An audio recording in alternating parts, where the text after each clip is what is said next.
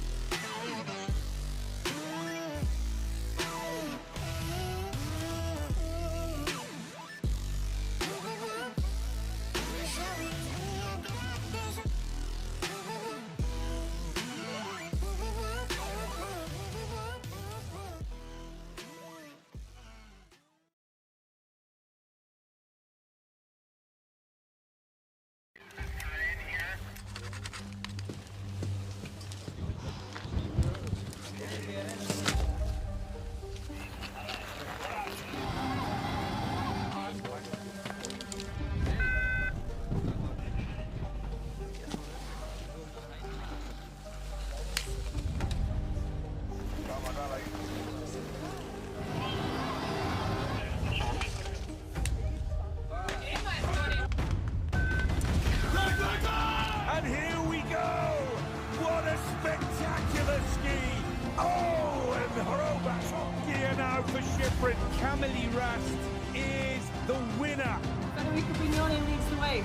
And Pinero is there as the Italian fans screaming, Lindsey Vonn, second position! And Radamus takes the lead. The fans are absolutely ecstatic. It is 100, untouchable, unreachable, unrepeatable. Oh!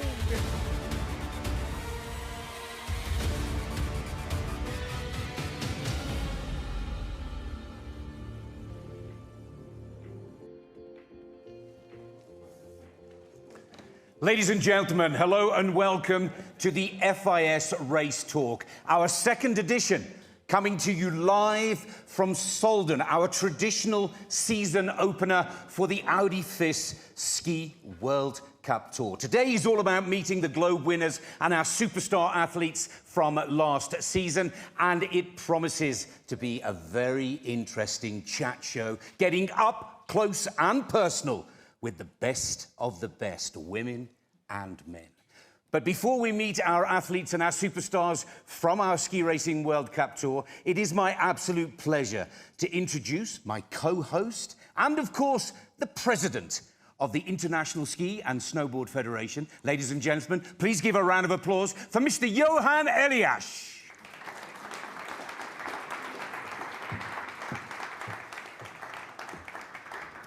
Johan, please have a seat. Thank you. Let's sit and talk. It's a little bit easier.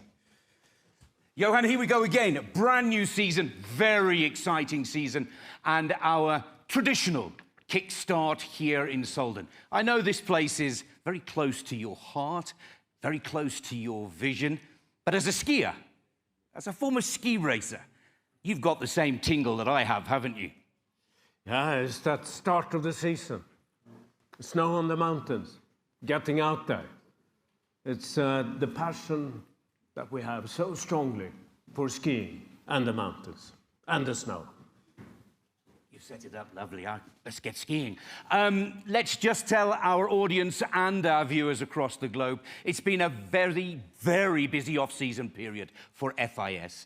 Please bring us up to date on some of the projects that are making progress, because it seems that everybody has been incredibly busy taking our sport into the future. Absolutely. You all think summer is time off for us. That's when the really hard work planning for the next season and for the future comes into play. That's when we have time to get into the details. And there are lots of new exciting things that we'll see here, like team radio, like new camera angles, all sorts of things designed to connect us closer with all our fans and extend our reach, which is super important because the landscape here is changing so rapidly. And the other thing that we have focused a lot on is safety. And we had a horrible, horrible accident a few weeks ago. And although that was not our responsibility as FIS, it is something that we have to be really responsible and make sure that we improve things so that we can prevent as much as possible horrible accidents to happen. And this is really heartfelt from my side. And I think we should do a quiet moment for the young racer that suffered this horrible, horrible crash.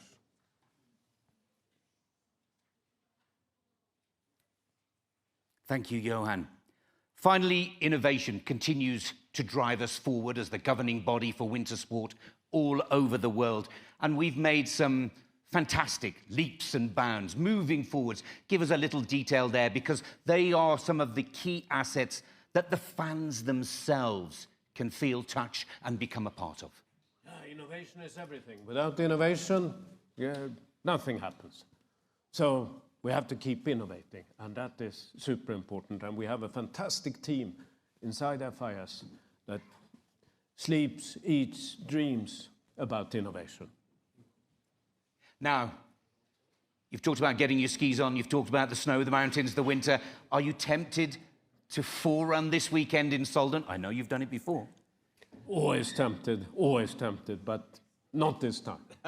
Maybe later in the season. A very diplomatic if you do answer. it too. Oh no, a very diplomatic decision. Let's get to the athletes here. Let's watch a little clip on our screens, because these guys and ladies are the future of our sport. Let's take a close look at the Longines Rising Ski Stars of 2025. Well, Zrinka won the Longines Rising Ski Star Award last year. She's won it again. I got it. It's mine. Woo!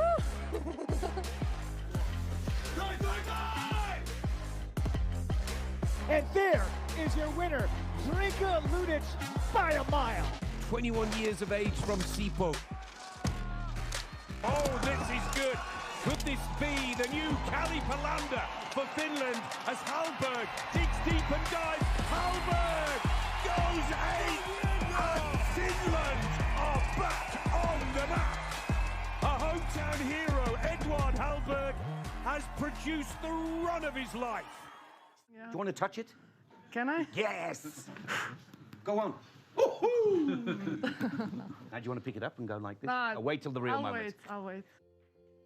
So, as you can see, every year, new talents rise, and we have two very exciting young skiers for you to meet here. Please welcome, from Croatia, Zrinka, and unfortunately, Edward can't join us today. He's training in Levi to repeat that performance. But ladies and gentlemen, a round of applause for the talented, the beautiful, and a skier of the future, Zrinka Lucic!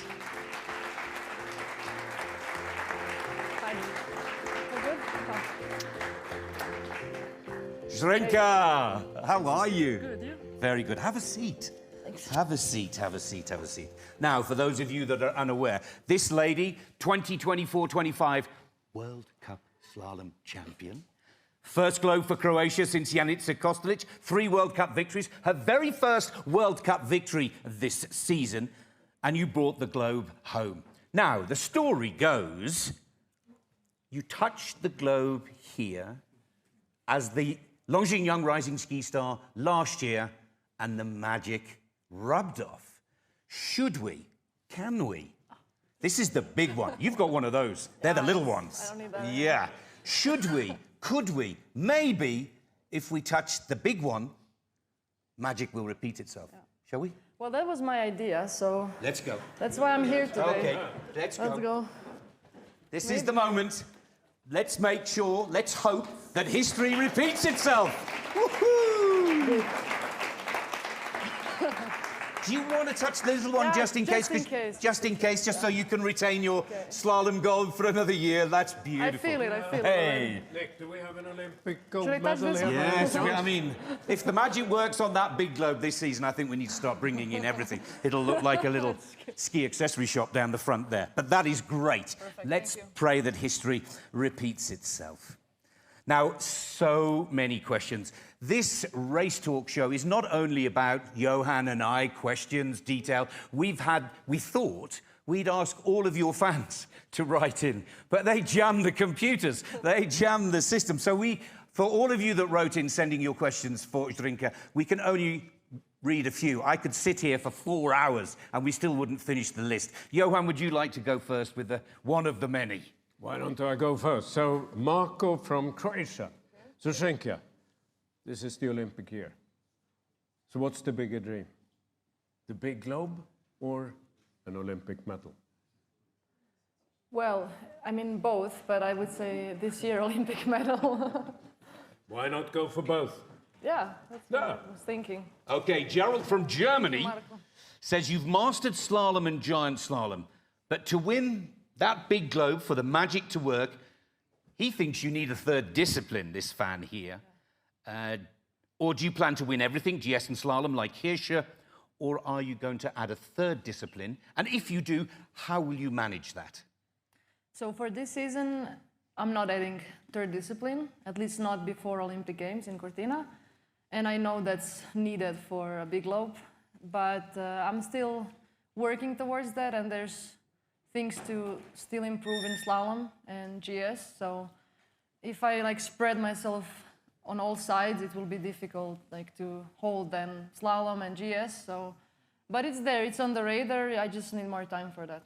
Okay, well, that gives the answer that many people are looking for. Thank you. Johan, I think you're off to Brazil, aren't you? Yes, we're off to Brazil. Wow, Brazil. You're becoming a real superstar at home. So how do you handle the spotlight? You love it or you try to escape it? I mean, I would say I more escape it or try to, but I mean, it's also nice. I see that people are really watching and they pay attention and they are really happy for me, especially at home. So I'm always nice to everyone that comes up and I try to make time always, and it's nice. But I still live, I live in Zagreb in apartment in normal neighborhood where I lived all my life. So it's becoming more and more people are coming to me. Everyone knows where I live. So yeah, it's different, but it's fine. Okay, let's stay on the other side of the world. Let's stay in America, but this time to North America. I have a question from Michelle from Canada. I mean, you thought they were all going to come from Zagreb, didn't you, these questions? What's been the craziest fan moment so far? And I think as Flavia from Brazil said, are you happy with all the attention? Are you learning to deal with it? And do the people treat you politely back home in Zagreb? They do. They really do. It's not such a big fuss about skiing. I'm not such a big superstar like football players, so I'm happy for that. It's good. They're nice. A lot of kids come up to me, which is always really, really nice to see. And is there any crazy fan moment that is all part of the experience of being the slalom champion, I guess? Of course. But no, I wouldn't say so. Really, everyone was pretty normal. Yeah. Okay, Soelden. Johan, I think it's next on your list. Are you ready to rumble, to attack the Soelden wall? I'm ready to rumble. I've been preparing really well whole summer, and now finally I can race. I've had enough of training, And the preparations have gone well? Yeah, really. decent. I was in South America for a month. We had great conditions in Ushuaia. And also this training on the race hill was very useful because it's such a challenging hill, so it's always good to get those reps before an actual race. And of course, being a slalom skier, that pitch must excite you, rather for those other skiers that don't have the experience. But it always seems to be that the slalom racers feel that little bit comfortable on the wall. Is that because you're training more steep sections, or it's because the technique and the skill of the slalom racer suits the race piste here?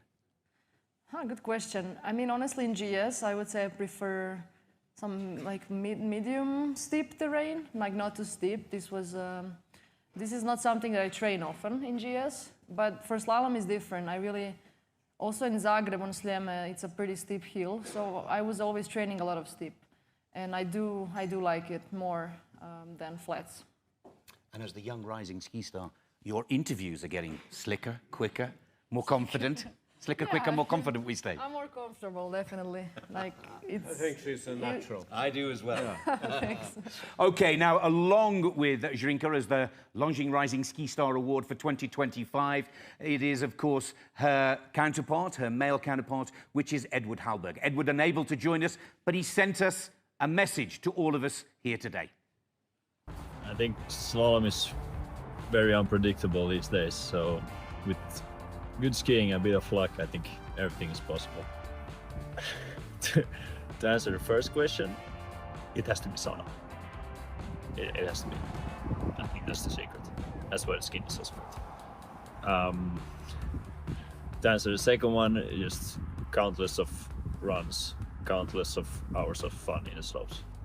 The goals for this season is just to get way more consistent and break through big time and climb up the World Cup standings.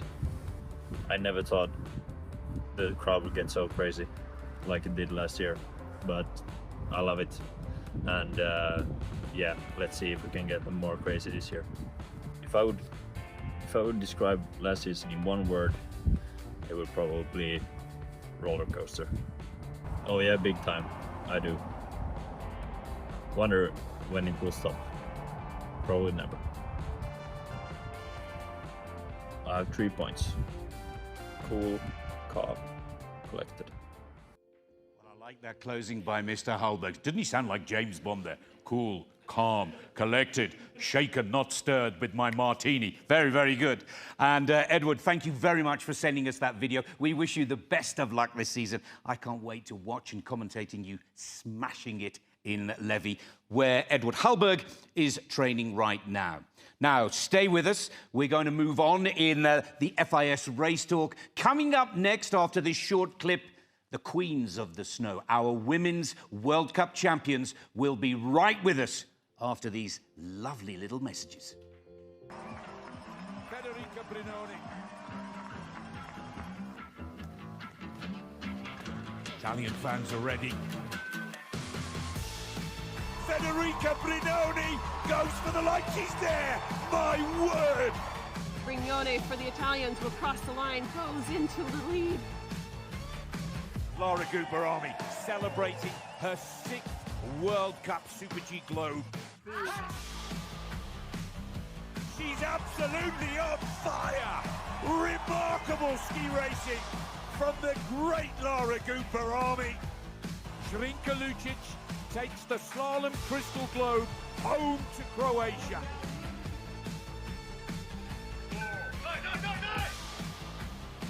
Zrinka Lucic is there!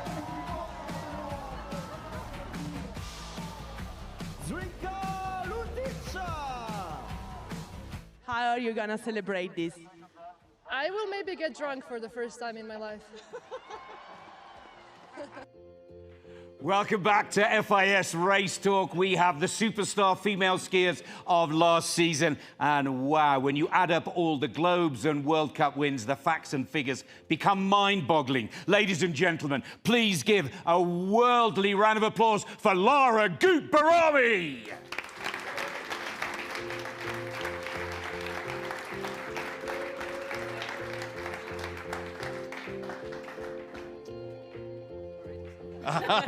Laura, great to see you. Have a seat. I'm there. You're there? Yes, lovely. And of course, the lady who took the downhill globe, the giant slalom globe, and the one that we're all loving, kissing and touching in the center of the stage, the overall globe, Federica Brignone.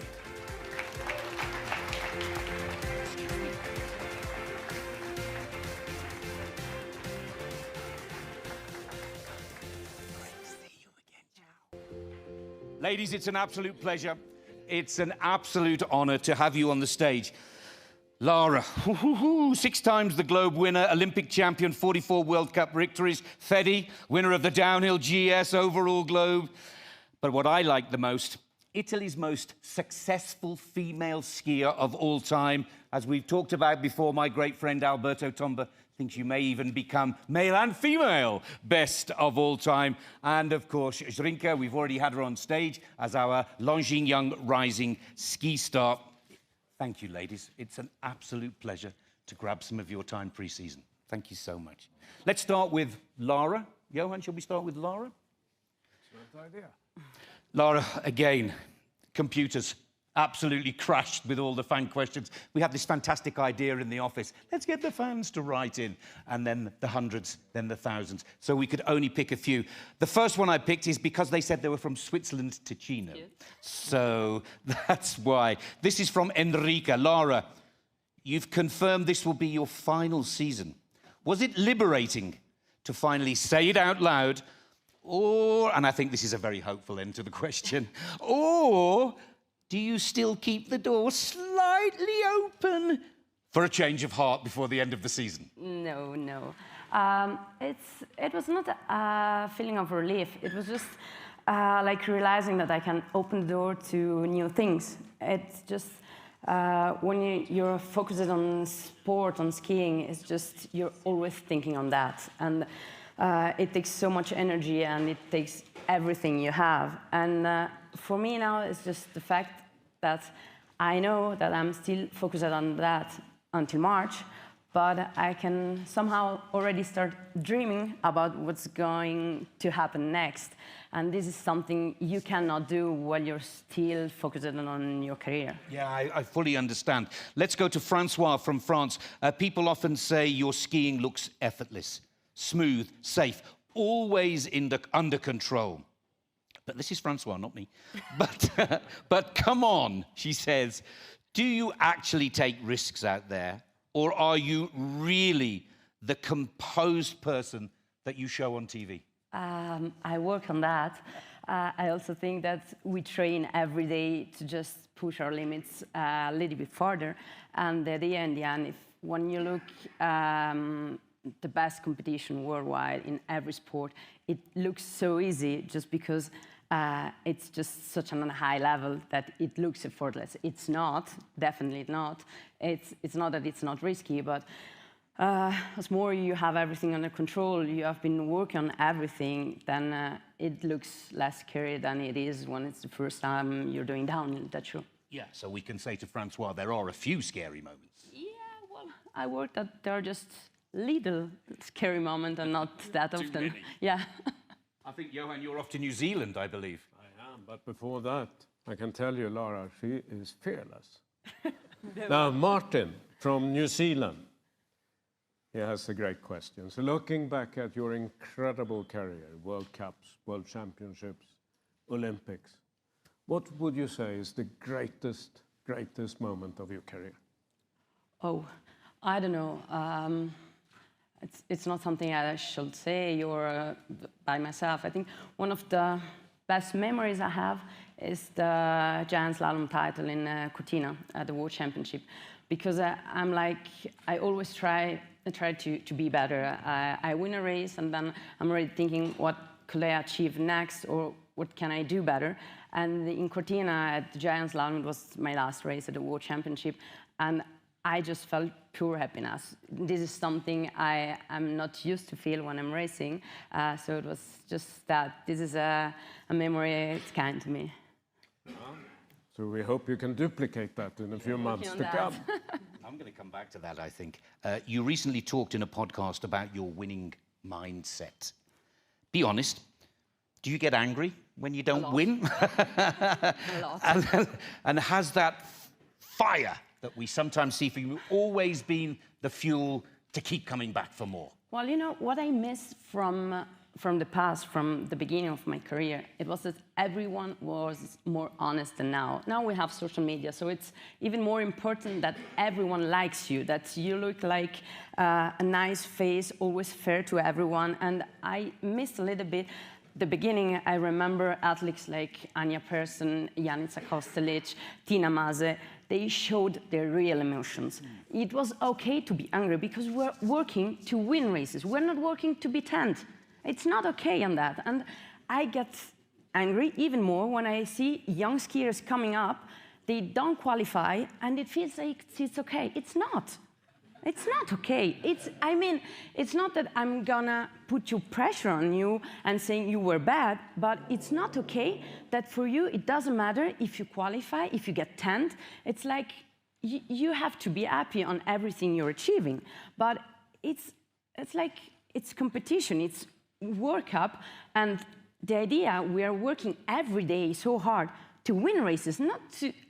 Don't want to go up tomorrow and be 25. It can happen. I make a mistake, I accept that. But I'm not gonna say it's amazing. I love to be top 15 once in my life.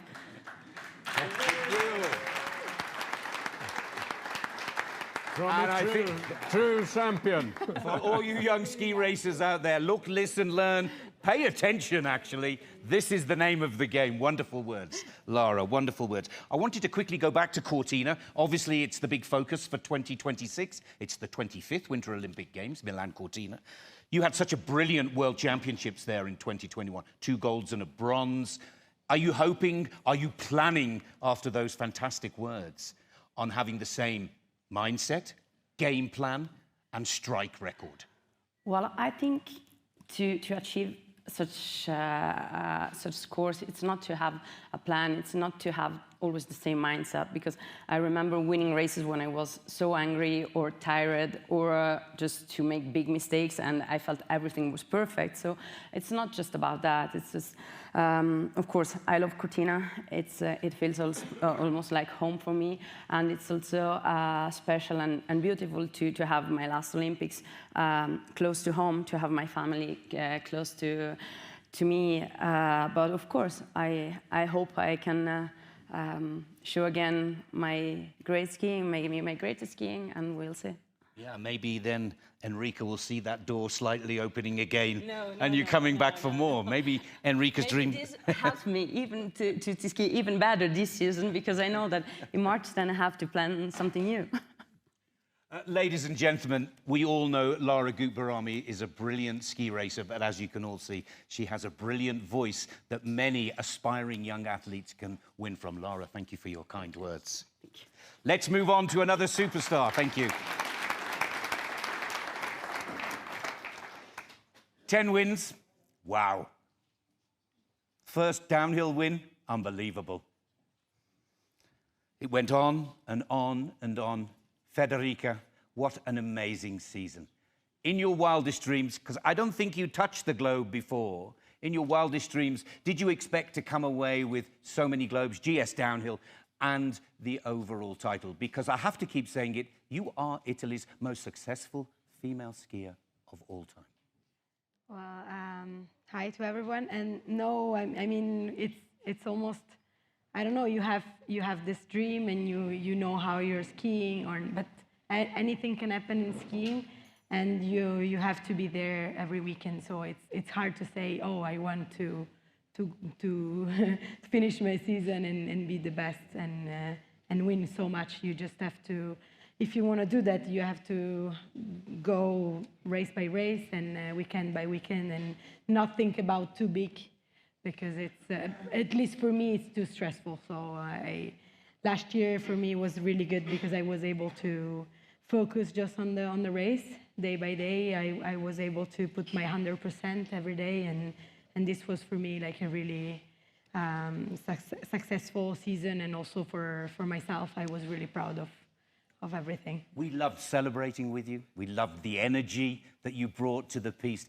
It was quite spectacular. But I need to ask a tough question. Why on earth did you go to the Italian National Championships at the end of the season?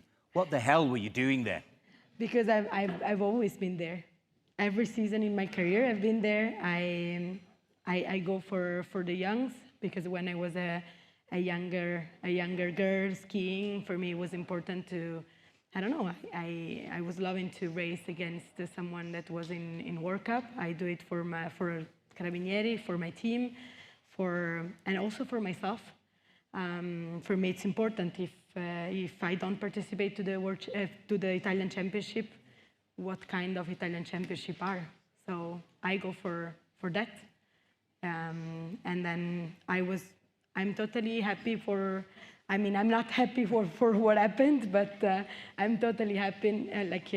If I would be able to ski this winter, I think I will go again to the nationals. Yeah, you told me when we chatted on the upcoming FIS podcast, Alpine Pulse Unplugged, that you felt it was your responsibility as a champion to go back to where it all began, to give the youngsters that support. Yeah. For me, it's a good example. If I start not to go to the championship, then nobody is doing it in the future. So for me, it's really important. I didn't race the downhill because it was too soon. I just came back from the US, and also to prepare and organize all the stuff, I had something else to do. It's after last season, it was really busy. So for sure, I had a lot of things. But actually, I was really happy to go because I had 3 more days like just racing and not having something else to do. So I was really happy to be at the nationals actually with friends and yeah, to have some party also to celebrate the season. For me, it was like something fun to do. It was nothing really. It was not for the result, even if that day I wanted to win for sure. So what was a pleasurable finish to the season turned into a little bit of nightmare. I'm going to answer 10,000 fan questions with one question here now, rather than go all over the world. How is the rehab going? And do you feel inside, with that wonderful personality and radiance that you have, that we can see Federica Brignone ready to rumble this season? Well, not this season, because the season starts tomorrow, and I'm not ready, as you can see. I didn't ski.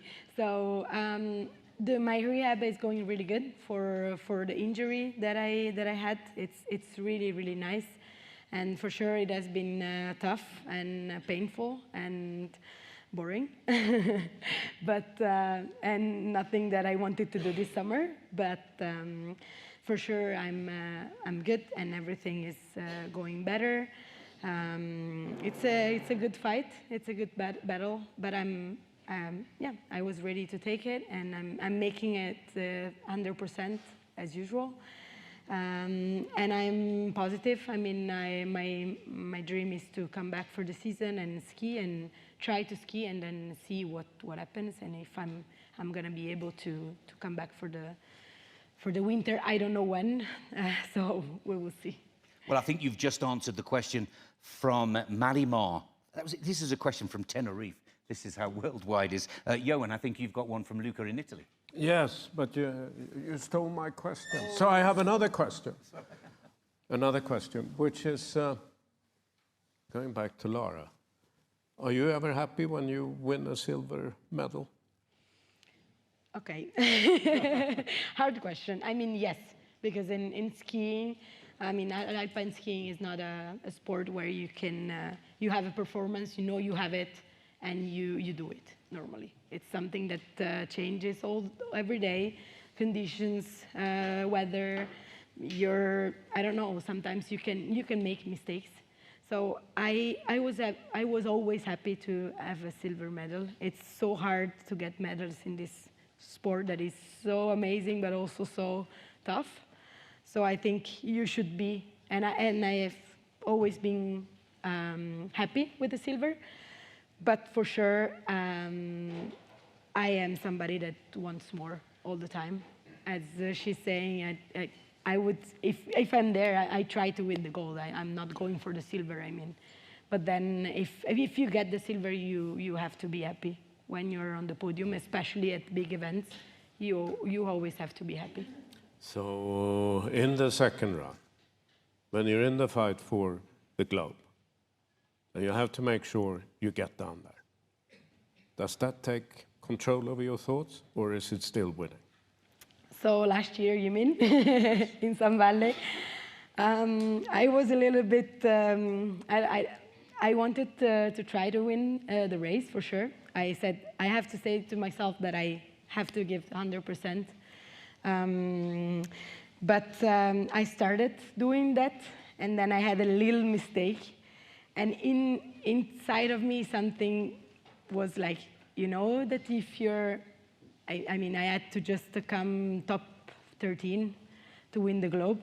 So it was quite easy, but it's never easy. And so I said to myself, if you go out, you are going to regret it all your life. So I tried to ski, but no risking maybe my 100%. Clever girl. Clever girl.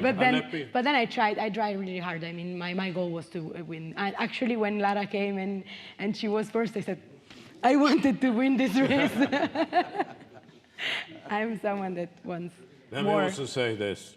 Thank you for what you're doing for the young kids, turning up to the nationals, because that is really important for the sport. Thank you. And actually, Fedi, some of your Swedish fans have also written in saying, how many hours are you spending in the gym these days? How long before you're back on your skis? And the final part is, how would you motivate the youngsters? Because a lot of young skiers pick up injuries on their pathway to the top level of our sport. Is there any advice you could pass on to them as well? So let's begin. First question. I am in that center of rehab, like from 5 to 7 hours a day. So in the gym, treatments, in the pool, then I go back to the gym sometimes. So it's, yeah, sometimes I work even 7 hours. That's for sure the work to do. Second question, if I want to be on skis, yes, I'm starting to see when we can go, so that's a good news. But before I need to take a week off, because since I've been post-surgery, so I never took a day, like just some weekends, but really always working. And I really need like to make a week where I don't think about my knee, my leg, and rehab and exercises. I really need to cut it off for a week. And then, yes, for youngs, I mean, it happens. What we can do in our life is how we react and how we take what happens. We can't control everything. Sometimes things are happening, and they are not always fun or how we projected or how we want them, but we decide how to react and how to make it better. I mean, if you can decide to sit or to walk again. So great words. Really normally great words. I decide to walk again.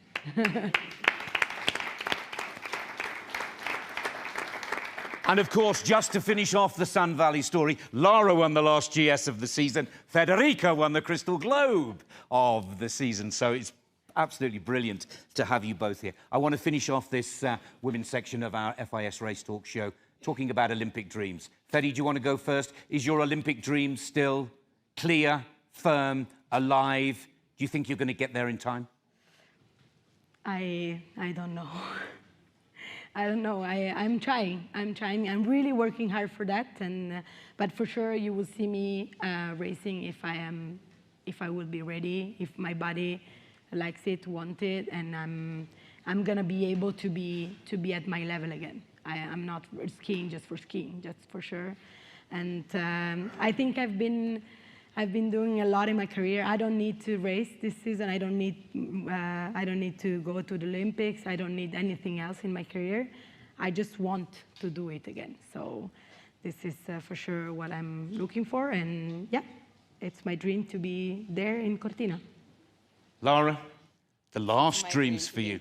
It's your dream to be in Cortina. It's definitely on the radar. Yeah, sure. And let's come to our young slalom champion to wrap up this piece. Zrinka, What do you think of these two superstars sitting next to you? They're old.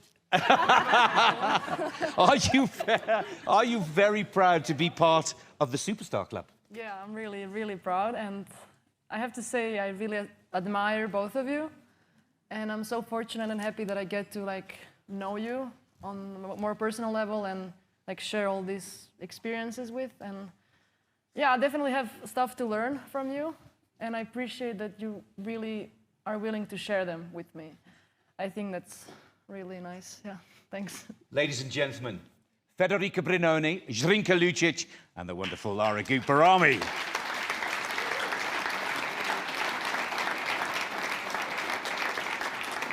And of course, for all our viewers watching live on FIS TV, Eurosport, and around the world, don't go too far away. If you thought the ladies' story was good, well, the men will be here just after this clip.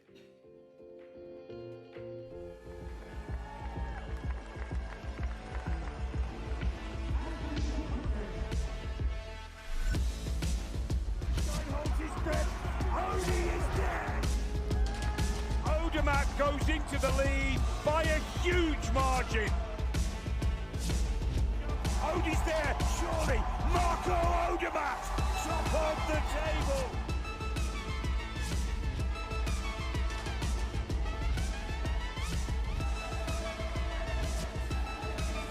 Henrik Kristoffersen.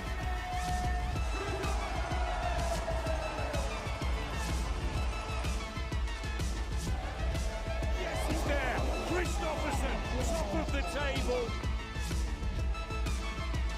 Henrik Kristoffersen, the Norwegian, dives, and he's there. Kristoffersen. Henrik Kristoffersen! So there you have it.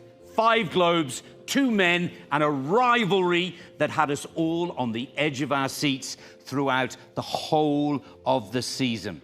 A 4-time global slalom winner, equaling Tomba's record in globes, 25 World Cup slalom wins in slalom alone, and one of the most technical skiers of the past decade. Ladies and gentlemen, please welcome Henrik Kristoffersen.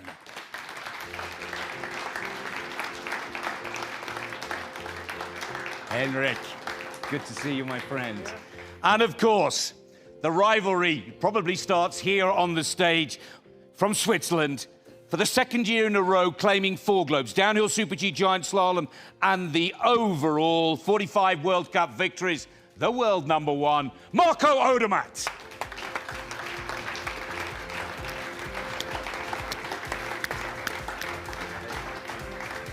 Marco, great to see you. Take a seat in that one. Thank you. Gentlemen, thank you so much for joining us. It's an absolute pleasure.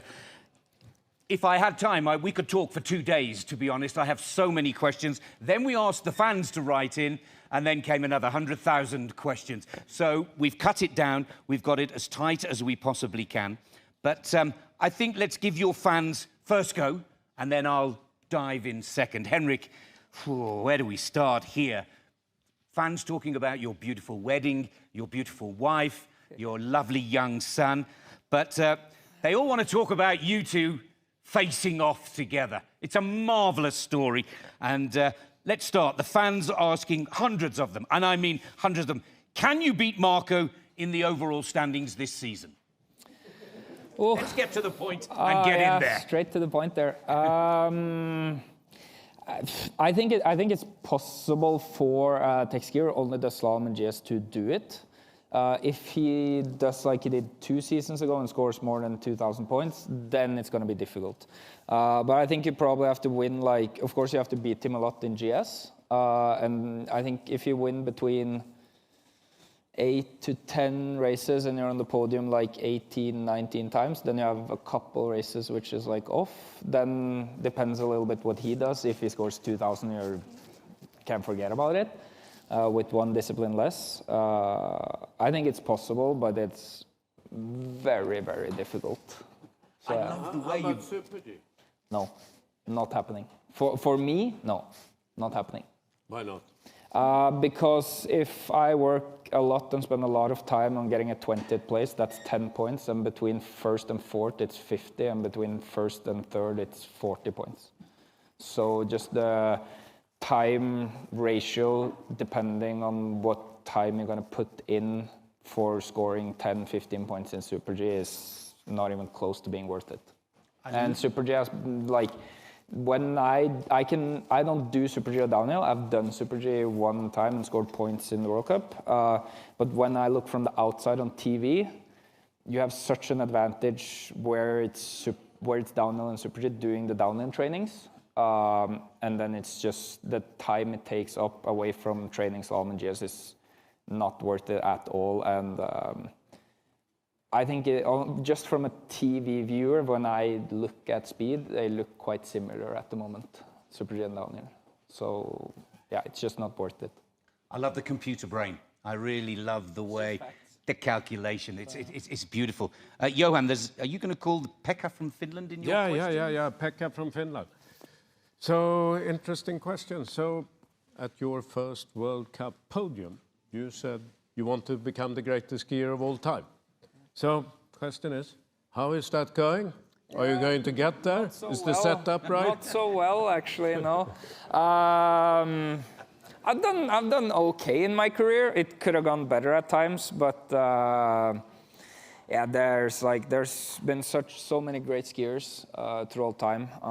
Of course, you have Stenmark and Marcel, who's probably, I'd say, about tied for being first, and then Marco is coming up, and there's Axel has been there, and of course you have Kjetil and Odermatt with all the medals and stuff. So it's a very hard ask, but yeah, I've been there for a long time. I think what I'm most proud of is staying near the top, I guess, for such a long period of time, because it takes its toll mentally. Not so much on the body, to be honest. That's quite okay, but mentally it's quite hard. Great answer. And this is what your other fans are asking as well, Henrik. 7 World Championship medals, 2 of them gold, 3 Olympic medals, but still no Olympic gold. Is that one of the burning desires? That's him, though. That's not me. That's him who has all those medals. I don't have that many. Well, we've counted them all up. But most importantly, the one that seems to be missing from the cabinet, this is your fans asking, is the Olympic gold. Yeah. Is that the big goal for this season, or is it about these lovely crystal globes that we see in front of us? And is that one of the reasons that we've enjoyed seeing you for so many years on the World Cup Tour, and we hope many more years to come? Yeah, first of all, it probably will be a few more. Last year I was really tired at the end, but yeah, I hope there will be a few more. I think the best way to be prepared for championships or Olympics is to ski good the races before. This is not like an endurance sport where you can kind of have a long training period and then peak the physical shape. This is more that if you find the rhythm, win a lot of races, do good, and everything is just flowing into a championship, it usually goes good enough. And was an old Finnish ski jumping coach who was coaching for Norway, Mika Kojonkoski, who said back in the day that normal is good enough. So I guess normal is good enough. Well, the way you ski, normal may be good enough. Are you really looking forward to this World Cup season? Have you had a good preparation? Is the fire burning? Is that Henrik Kristoffersen that we love to see on the racetrack ready to rumble as early as this weekend, heading into those games? Yeah, I hope so. It was easier this year than the last 5-6 years to get back on snow again. I always wanted summer to last a little bit longer before. Now it was... It's quite okay to go skiing, actually. Of course, it's a little harder to leave home now, since I have a son and everything. But just putting on the ski boots was a lot easier this year. And been to New Zealand, been to Ushuaia, and of course Soelden and Pitstall now before Soelden. And it's going to be a challenge before Christmas, that's for sure. It's a lot of races, a lot of traveling, staying fit, healthy, everything. But it looks quite good at the moment, but in this sport, you never have any guarantees how it's going to go. Training is training, and racing is racing. Last quick question. Globes or medals? Both. I love that answer. You heard it here live on FIS Race Talk. I don't just want one, I want it all. Thank you, Henrik. Wonderful answers. A great entertainer on the tour as well as a brilliant skier. Marco, welcome to FIS Race Talk. It's always a pleasure to catch up this season. Last season was spectacular. 4 globes again. Absolute brilliant performance. Let's go with your fans. Again, so many questions. You really do have fans from all over the globe. But the fans want to know, what's been the best run of your career so far? Thousands of people ask this. The one that you'd watch on the TV time and time again and sit back in the chair and say, man, that was nearly perfect. Wow, that's a tough question to begin. I think in the end, it's maybe not the perfect run, but the perfect race, or when it counted the most for me. For example, the home races in Adelboden, Wengen, the Olympic race, World Championships, where you can achieve your biggest victories. Those are also the biggest performance when you can perform like that with the pressure you have. So I think like for example Adelboden, or also my first gold medal at the Downhill World Championships in Courchevel was also very nice. I mean, Adelboden, you seem to suck all the energy from the crowd who come there in their tens of thousands and use that as your power play on the race piste. I mean, your form and track record of victories past 3-4 years in Adelboden, unbeaten, not realizing that the pressure from the Swiss, the weight of Switzerland on your shoulders, but you deliver time and time again. Is it easier skiing in front of a home crowd or tougher? Tougher, I would say, especially the first couple of races in Adelboden, or maybe before my very first victory there. That was a very tough night before, and also hours during the day. That was probably my biggest challenge in ski racing so far. But after this first victory, you're just happy that you could have won in front of your home crowd, and from now on it's gonna be not easier, but more enjoyable, I would say. Yeah, and the Swiss really know how to celebrate that victory. Johan, you chose this question from Louise in the UK. Yes, so Louise from the UK, she has a good question. So your younger teammates, you're not that old, but they're catching up. So the Monet on the money. Franjo, are you getting a bit worried? Let's say they are very fast. They've been sometimes too fast last year to catch up with them, but no, I really enjoy to ski with them. It's great to, that the next athletes already come up in our team. I'm really good friends with them, and I'm happy what I've achieved, but I also like to see good guys or friends winning too, because they deserve it as well. They do an incredible job as well. They train hard as well. So if you can share these emotions together, and as long as I also win from time to time, it's just so nice to celebrate and to have and share this together. I think the fans really love seeing the great team spirit you have all together. But I've got a question here regarding the team spirit. If you have a successful season, will you take a hairdresser on tour with you this year? No, I think for this haircut, we don't really need a hairdresser. You don't need a hairdresser. But will that tradition continue? No, I don't think so, but it was a fun story. It was nothing planned, it just happened, and I think that's the nice thing about having a team spirit. Okay, that is, to me, that's the epitome of team spirit. Yes, Johan. I think Johan started it, to be honest. But they wanted to join the president. Johan, I think you've got Brian from Nevada as well, and we're literally all over the world. Yeah, this is it's a good one. So both of you. So what you like about each other and what you envy about each other. Who's going to go first? Marco, you're in the seat.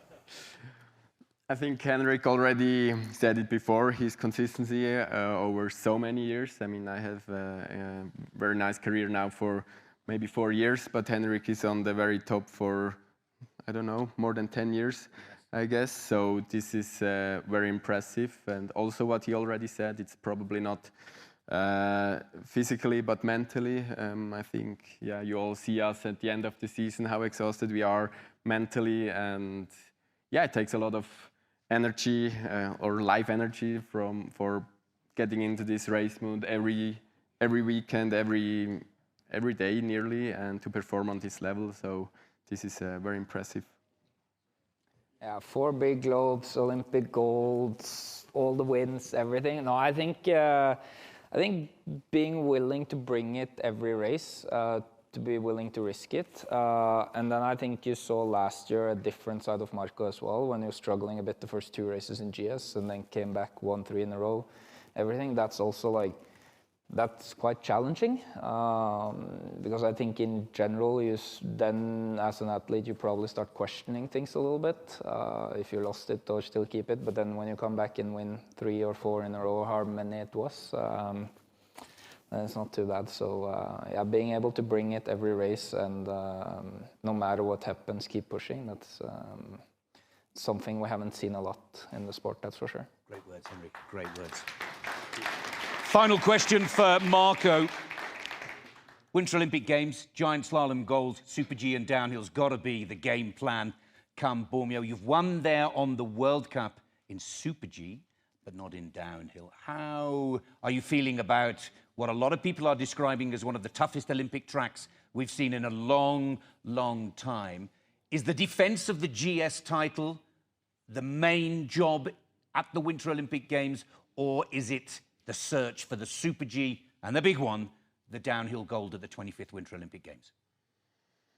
I think it's just, first of all, in this strong team, you have to qualify and then you have to be in shape and everything. But I think when you can talk about, it's not that you can choose about winning medals in which discipline you would prefer. It's just you have to perform well beginning of the season to get there, to be in shape, to have the confidence to take the risk, because in Olympic Games, obviously, just the medals are counting. So maybe you need to take this 1% extra on a big day like there. So yeah, you just have to fight and do your best in all 3 disciplines, and winning 1 medal helps you for sure, maybe also for the next race. And so the goal is to be in shape and yeah, try to win 3 medals, obviously, but that's going to be very tough.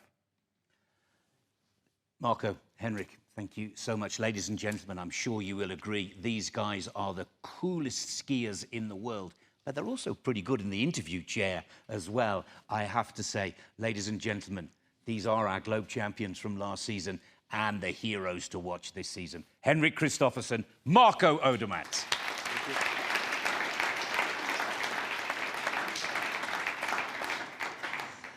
We're not quite done there yet here on the FIS Race Talk. We're going to take another quick clip and we're going to take a look at some history-making performances. Our VIP, very special guest, will be coming up after these magical pictures. It is 100, untouchable, unreachable, unrepeatable. It all began in Odermatt, a young prodigy. I don't know what to say. Just a few years later, Mikaela set a record margin in slalom that left the world in awe. They might have made a mistake in the times. From slalom to speed, in Lake Louise, she proved she could dominate every discipline, claiming her first downhill win. And soon after, she became the first athlete in history to win in all 6 disciplines. 50 World Cup wins, the youngest skier to ever achieve it. Mikaela didn't just win races, she rewrote the history of the sport. It's pretty hard to explain. 95% of me thought that I couldn't do it. By surpassing the ski legends Von and Stenmark, she transcended them, redefining what greatness means in alpine skiing. Yeah, this is just a spectacular day. Oh my goodness.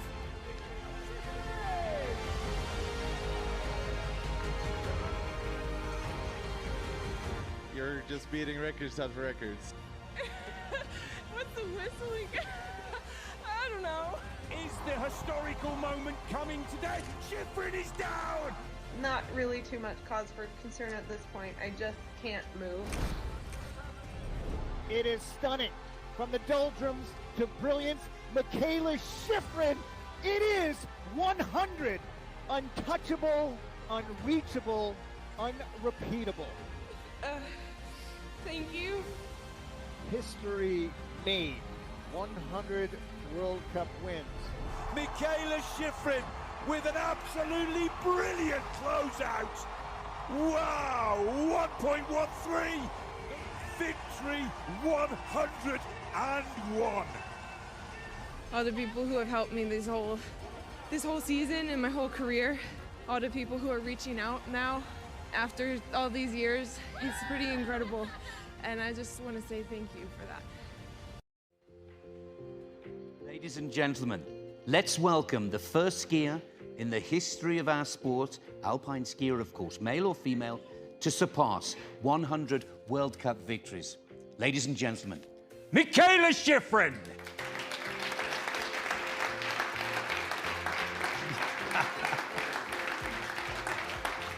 It's great to see you.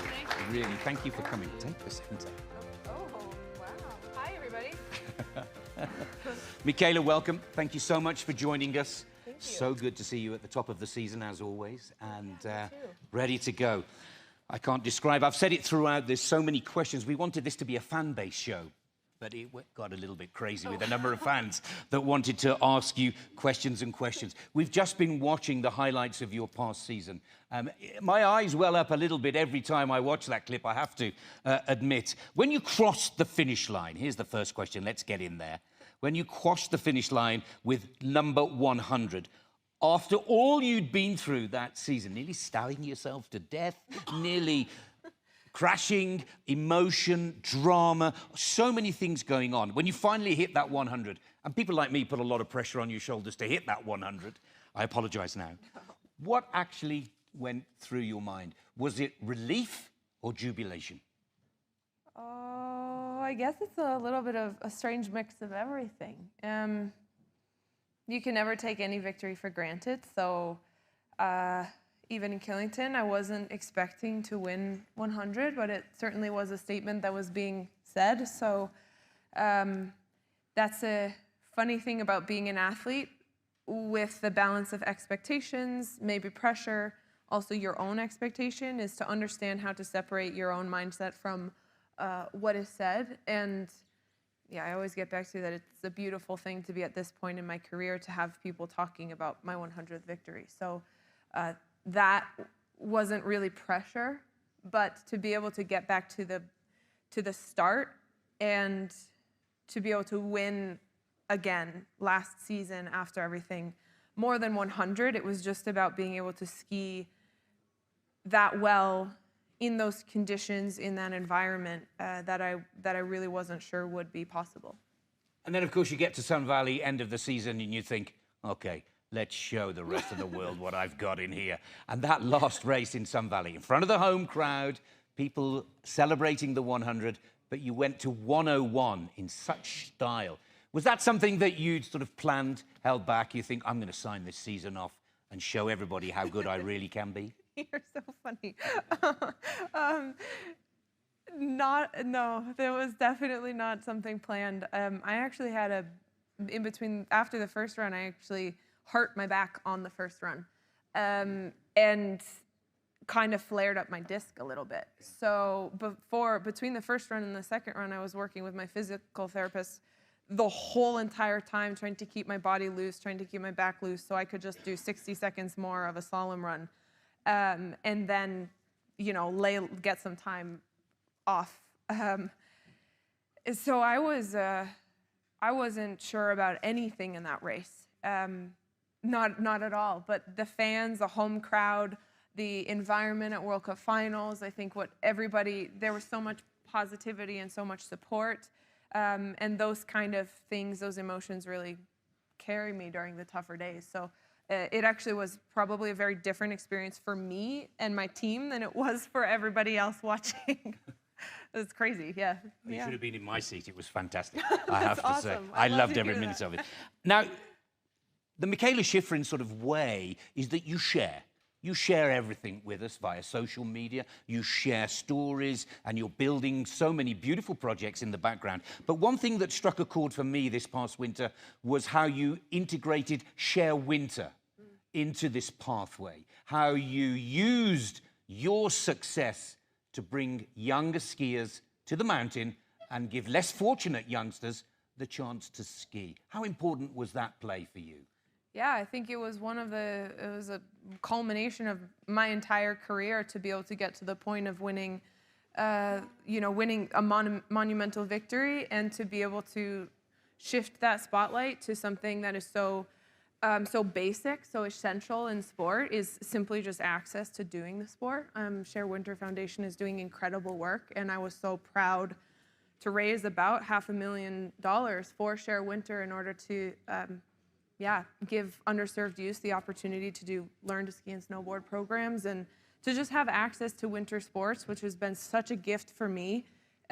This was the only way that I could imagine truly celebrating a milestone in my career that otherwise is too crazy to wrap my head around.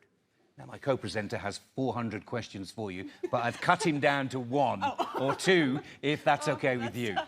Don't worry, I'll be very easy. But first of all, Mikaela, I want to really, on behalf of FIS, the entire ski family, thank you for everything that you do for the sport. Because that's just phenomenal, incredible, and what you do for the kids, because that's the future of our sport. Now, the first question I have is, you won all these world championships, Olympic golds, overall globes. You beat what, at least I thought was impossible, Stenmark's old record, 87. And then 100. And now you're at 101. What keeps you going? What is the next goal? Yeah, it's a good question. Start snowboarding in Esther? I don't know if I would be successful in too many other things. I'm actually basically starting a podcast right now I don't know if I was allowed to say that. Well, it's out now. Live on TV. Yep. So, to explore that question of why we're doing it, why I do it, why do you love announcing so much, and like where's your passion come from for improving the sport and working within FIS to make this sport more successful and better for the athletes and for everybody within it. There's a drive that we all have that I don't entirely understand where it comes from. So for me personally, when I have this perfect training day on the mountain that I feel like I'm taking lap after lap and I can improve, and I'm working well with my team, my coaches, and we're working on the equipment, and there's good feedback, and I'm getting a little better each run. I look at the video and the timing, it's all these pieces are coming together. It's like a puzzle, and I enjoy that so much. And the rest of my life, that's not that moment, because it's more rare to have a perfect training day than it is to have one. The rest of my life is just searching for those moments. That's a good answer. Very good answer. It's not easy, that one. Could we go on the guest list maybe for the podcast, Johan or I? You just wait for my call. Okay, I'll wait for the call. I'll wait for the call. I have to get a little better at hosting before I need some practice. That's for sure. I think you're a natural. I think you're a natural. Now, second question I have. Alex, how is he getting on? Will we see him back in good shape? It's the superstar we haven't mentioned. Yeah. Absolutely. Good word. Yeah. He is doing incredible. And there's a long way to go. I think you just had Federica up here, and she does an incredible job explaining the situation. So much about wanting to return to racing is also about wanting to work hard to just be able to return to life and living. And Alex, he's been doing an amazing job with this. He's been motivated, he's been consistent, he's done so much rehab, so much strength. He is strong now. He's limited in the shoulder. I think everybody knows that. and he will probably remain limited in his shoulder for the rest of his life. But that doesn't yet decide what he's able to do on the mountain. So he's putting all of his effort in, and I'm so inspired by every minute that he spends working towards this dream of getting back in the start of a World Cup race and pushing out of it with confidence in the skiing that I think we all miss so much to watch. I love to watch him ski. So yeah, he's doing okay. And we're going to see him in Beaver Creek, I believe. Is that correct? If all goes to plan. I think it's hard to make the plan. He has this countdown, right? So this is like the beautiful goal of, this is the sort of the start of the season that he would hope to achieve, and that is, you know, that is something that's keeping him like lit up and inspired, and I hope we see it. Yeah, me too. I'm hoping with everyone else that we see it. Great words. I hope so too. So many people do. I hope so. Let's stay with Mikaela Shiffrin. Mikaela, let's talk quickly about the Olympics. 2014, slalom gold. 2018, giant slalom gold. 2022, nightmare. Well. And here we are, ready to go with 2026. You've gone from hero to zero. Are we going to go back to hero in Milan Cortina? Have you learned from all of the experiences of those 3 games? It's tough to say, Nick. I think, for starters, tomorrow is a really, really big step for me. After the last 2 seasons with a knee and ankle injury, and then last year with a puncture wound, it's the next step in my preparation for this entire season, including the Olympics, is getting back in the start gate and trying to bring some really good race mentality to giant slalom skiing. And this is really like the all-consuming thought for me right now. I've done so much good preparation work together with my team, and I'm really proud of that. And I would say that I need quite a bit more in order to bring true confident skiing to a race. So I have no idea what to expect for tomorrow, let alone the Olympics. So yeah, to keep the answer shorter, I'm excited to find out. Brilliant answer. So are we. Yeah. So are we, and so is everybody in this room and every one of those viewers out there. Absolutely looking forward, because we know when you sit here and you tell us that you're not 100% prepared, we still think you can win. We still think you're going to be on the podium. Thank you. So, Mikaela, first and most importantly, congratulations on your remarkable 101 victories. An amazing story last season. Thank you on behalf of everybody here and watching around the world for sharing everything with us, for caring about the people that follow our sport and love you so much, and it's absolutely magical. Don't stop now. I cannot wait. And of course, good luck on Saturday. Thank you so much. Thank you. Let's take a look at some of the best of the action of last season, and then we'll be back in just a short while with more awards. We'll be with you in just a moment. Federica Brignone. Skiing with the flair of a youngster. Pinero is top of the table. Gives us a little samba dance to celebrate. Start to the Audi FIS World Cup Tour. Oh! Lemon Noel with an emphatic victory. 98 is here. Mikaela Shiffrin. Amelie Rast is the winner.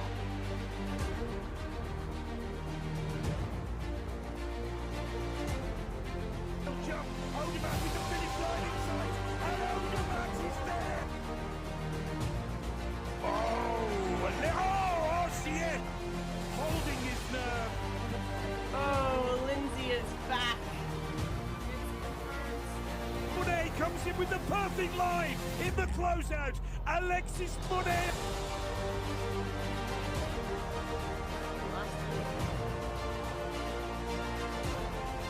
As the Italian fans scream, they got it. Canada have won. Canada have beaten Switzerland.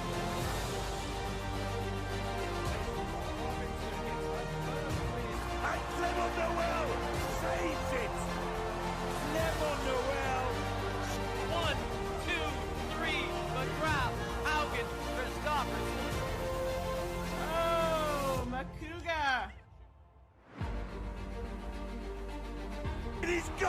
for Italy. We have to celebrate. Austria take the lead.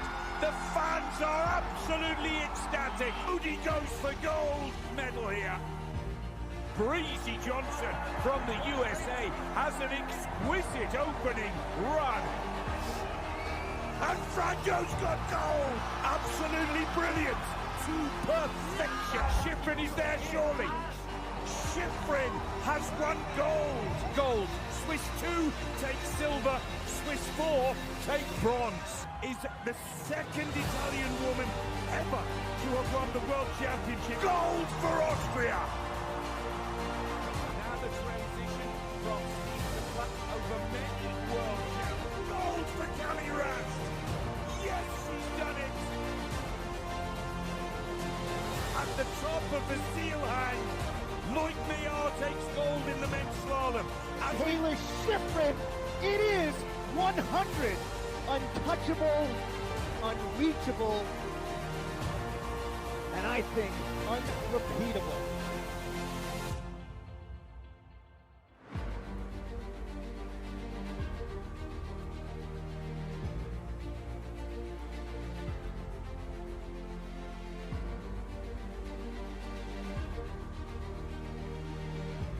Oh, could it be 2 out of 3? Lindsey Vonn dies for the line. Lindsey Vonn, second position.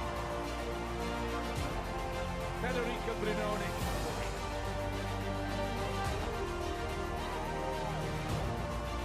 Through the evening, here's Laura Gutberami celebrating her 6th.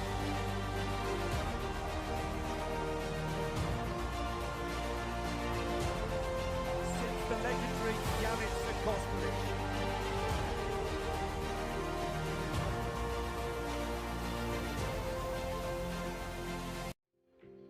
Ladies and gentlemen, welcome back to FIS Race Talk, here coming to you live from Soelden in the heart of the Austrian Tyrol. We move on to one of the final sections of today's show, but actually one of my favorites. It celebrates excellence, both on the slopes and behind the lens. Two very, very important and traditional awards to make. And I would like to invite to join us on the stage the president of the Association Internationale of Journalists for Skiing, Mr. Patrick Lang.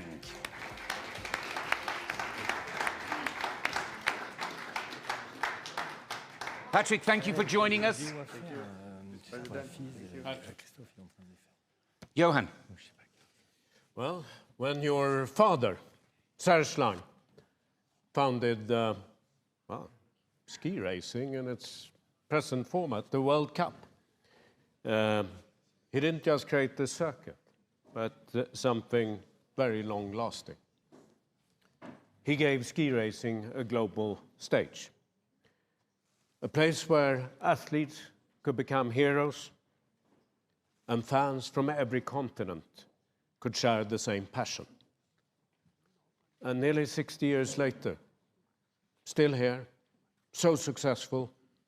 And I remember as a young kid, Serge Lang, the Lang name was synonymous with ski racing. Well, thank you, Mr. Elias. I know we talked about this when you were yourself a racer. In those days, my father had some problems with Ingemar Stenmark, as you remember. The Swedish press was criticizing Serge for creating new rules to prevent Ingemar to win more overall World Cup. And I'm sure you, as a Swedish young skier, you were not so happy with my dad. And I'm sorry for this, but that's the way it is. And but you know, to create something, to have an idea of having something is not easy, but everybody can have an idea. I think the most important is that he was able to achieve it with the support of the skiers, with the organizers, with the media, with everybody together. And the FIS has really helped a lot together with organizing to make it what it is. And I'm really excited. You know, I am now for 55 years on the World Cup Tour. I'm still excited by what's going on and also the impulse that you have been giving to the sport. You know, we have a vision, and I think for the next years, the World Cup will be even more exciting, also thanks to you, Nick, of course. Thank you very much, Patrick. Let's get on with these two fabulous awards from the AIJS. First up is the Prix Armando Trovati Photo Award for 2025. And I would like to invite to come up on the stage. You'll see this picture in just a few moments on the screens in the room and on your TV screens at home. Alexis Boschard.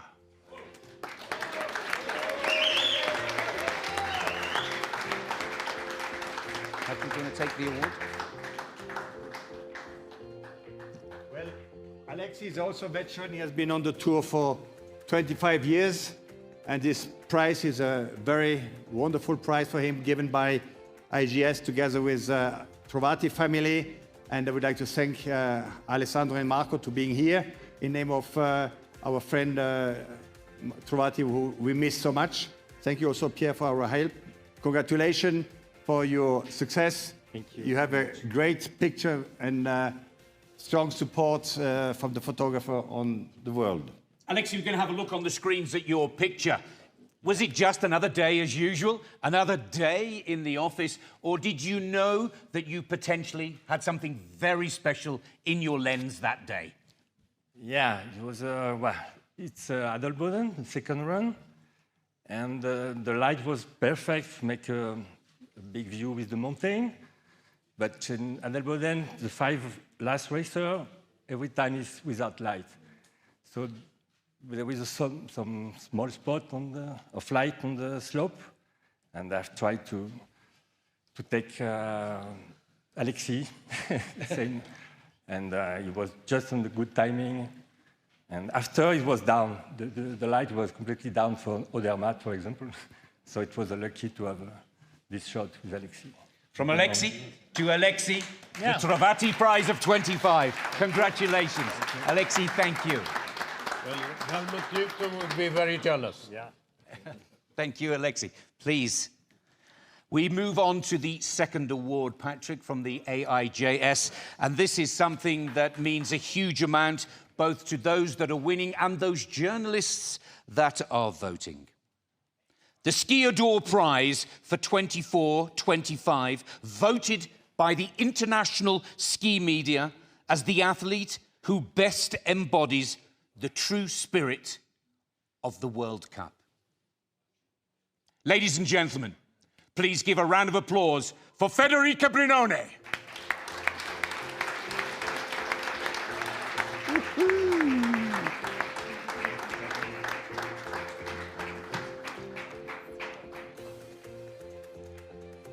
Federica is a very special friend of mine because I was already there when her mother was racing, and she has a charm. She's a tiger. She's fighting, and she really deserves this prize, and I hope it will be a good luck for the season, for your comeback. Congratulations, Federica, so much. Thank you. And thank you, Mr. Elias, for joining us for this prize.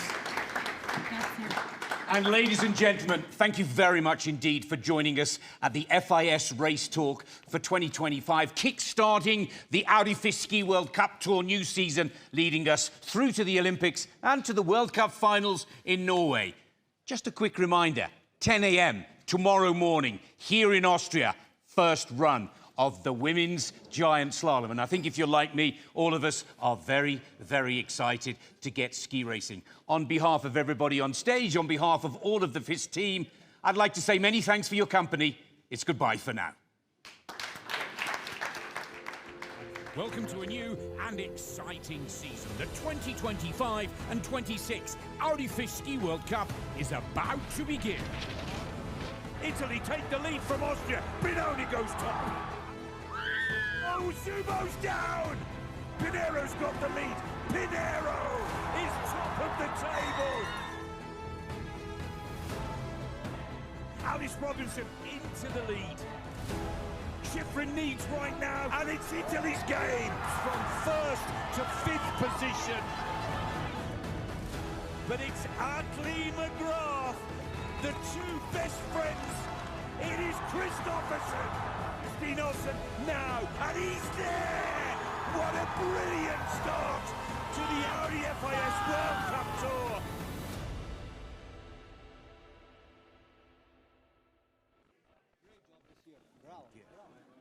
Ladies and gentlemen, for those that you are are waiting for the Johan Elias press conference. That will be just a couple of minutes' time. Until then, any photographers that are looking for a shot of our 4 VIPs on stage, let me know how you want me to move them.